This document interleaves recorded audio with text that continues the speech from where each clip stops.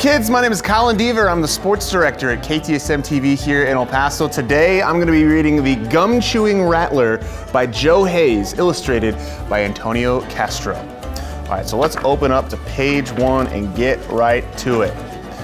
When I was a kid growing up in Arizona, I used to love to chew bubble gum. I always had a big juicy wad of bubble gum in my mouth. I'm not talking about one piece of bubble gum. I would put 2 or 3 pieces of gum in my mouth at once. I might even put 6 or 7 pieces of bubble gum in my mouth at the same time.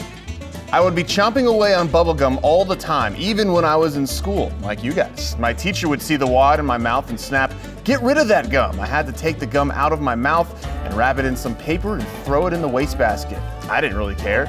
I always kept another package of bubble gum right in my shirt pocket. My mom was the one who would really get mad at me though, because I would forget to take the gum out of my shirt pocket. I'd throw my shirt in the wash with all the other dirty clothes. Now, I grew up a very long time ago, and my mom had one of those old-fashioned wringer washing machines. Her washing machine didn't spin. She had to put each piece of clothing through the wringer, and the rollers would squeeze the water out.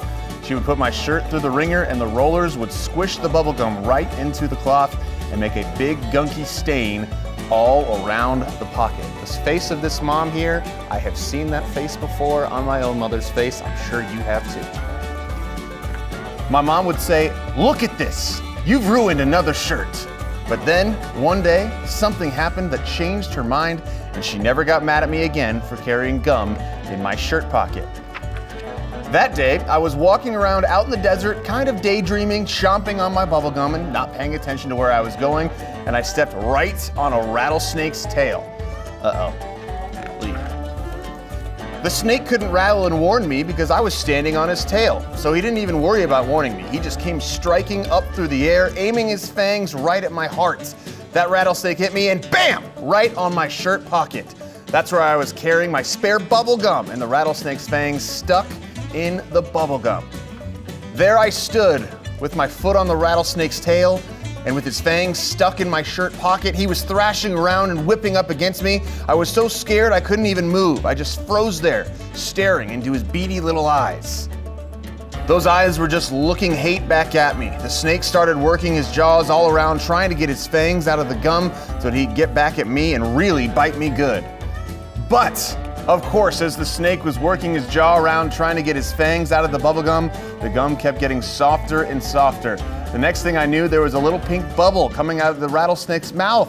It got bigger and bigger until it was twice, maybe 3 times the size of a basketball. This would be absolutely terrifying, boys and girls, to see a rattlesnake.